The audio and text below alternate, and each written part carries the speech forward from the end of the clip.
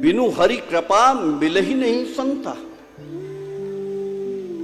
और गोस्वामी जी एक जगह लिखते हैं कि पुंज पुण्य बिनु मिले ही न संत। जब पुण्यों के पुंज का उदय होता है तब भी संत मिलते हैं।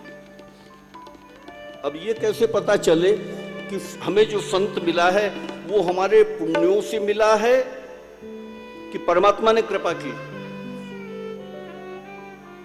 इसकी कसौटी करना। देखो, संत सबको मिलता है, सब ही सुलभ सब दिन सब देशा। चलता फिरता तीर्थराज प्रयाग है संतों का समाज। कहीं भी मिलता है कोई भी संत। और जब संत मिलता है तो हमारे भीतर उसके प्रति भाव भी होता है।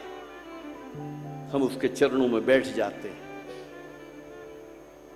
अनुभव करते हैं उसकी कृपा को,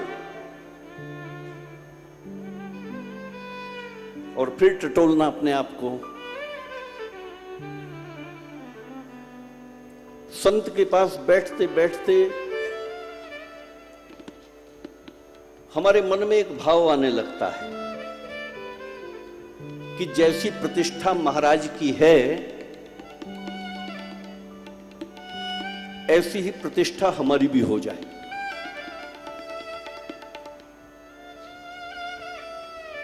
और ऐसी प्रतिष्ठा ना भी हो, हम इनके समीप बैठे हैं ना, तो समाज में लोग हमें देख लें कि हम इतने बड़े महाराज के पास बैठते हैं, तो लोगों का संपर्क संबंध हमारे साथ भी जुड़ने लगे।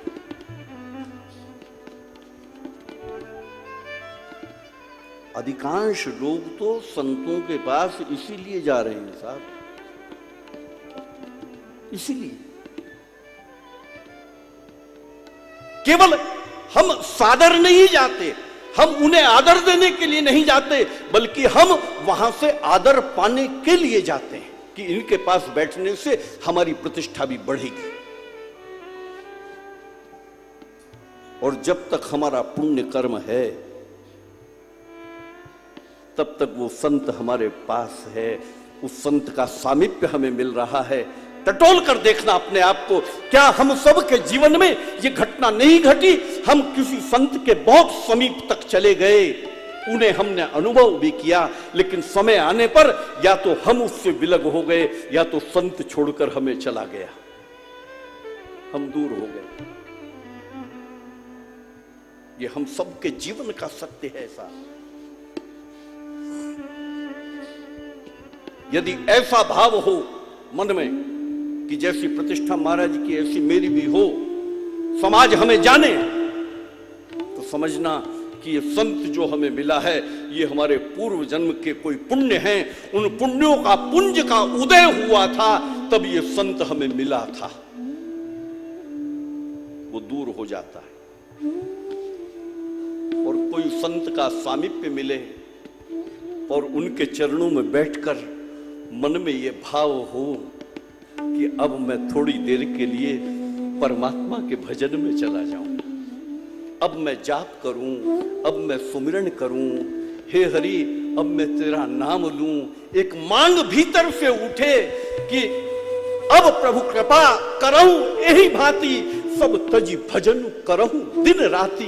अब मैं दिन रात परमात्मा का होकर रह जाऊं। हे हरि हमसे जितना कर्म कराना है वो सब कर्म करा लो तुम, लेकिन अब मेरे जीवन में ऐसा क्षण लाओ, वो मंगल क्षण आए कि बस मैं तेरा होकर रह जाऊं। अब तेरे सुमिरन के अतिरिक्त और कोई कार्य मुझे ना बचे, ऐसा भाव मन में हो तो समझना कि परमात्मा ने अहेतु कृपा की है, तभी संत के चरण तुम्हें मिले हैं। पारसमणि लोहे को स्पर्श करे तो स्वर्ण बना देती, सोना बनाती। पारसमणि ऐसा कहते हैं, पारसमणि देखी नहीं, पता नहीं, लेकिन सुना है ऐसा संतों से कि पारसमणि यदि लोहे को स्पर्श करे, लोहखंड को स्पर्श करे तो वो स्वर्ण बना देती है। लेकिन गुरु रूपी पारसमणि, सदगुरु एक ऐसी पारसमणि है साहब